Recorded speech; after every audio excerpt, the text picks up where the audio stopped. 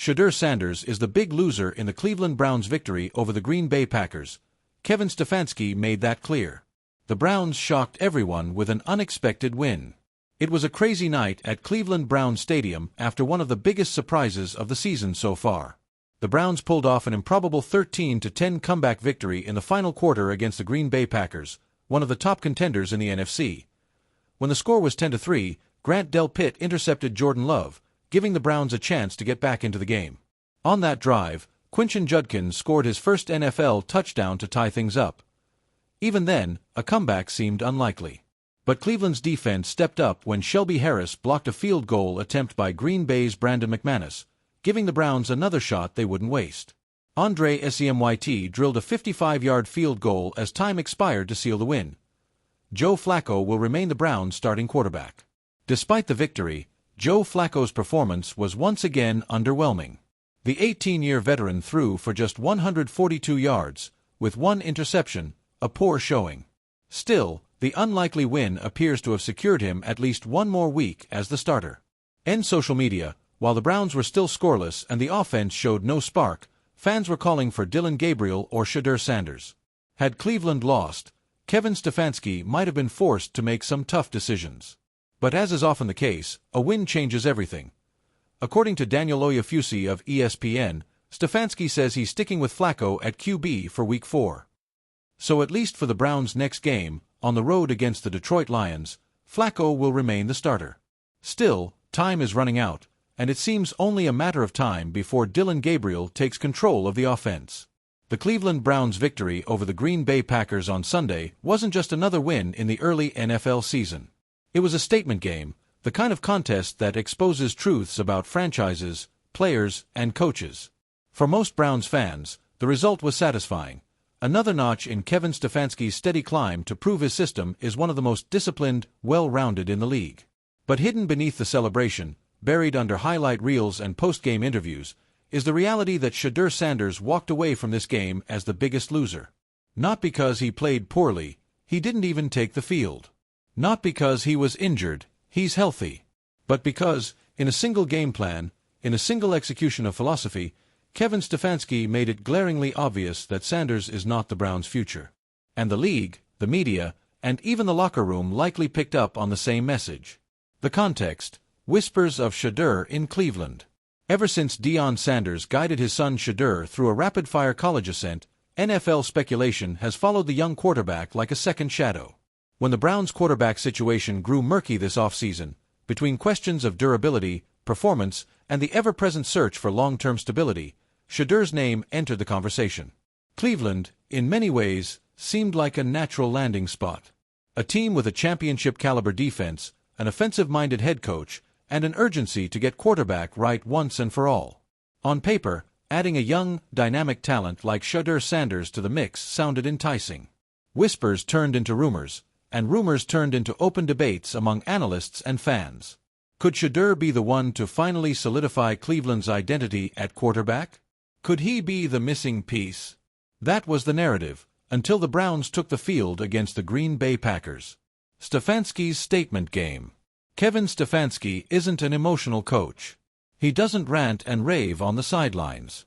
He doesn't offer bold, headline-grabbing quotes in press conferences.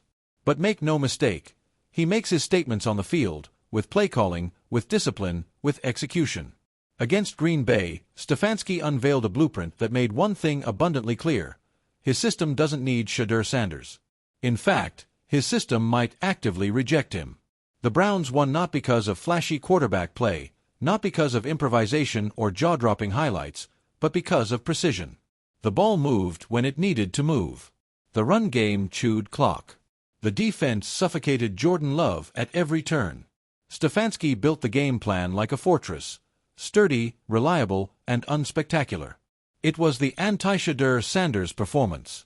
The clash of philosophies.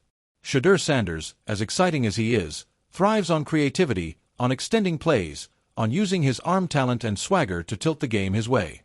He's grown up in a football culture where personality is part of the arsenal, where confidence fuels execution.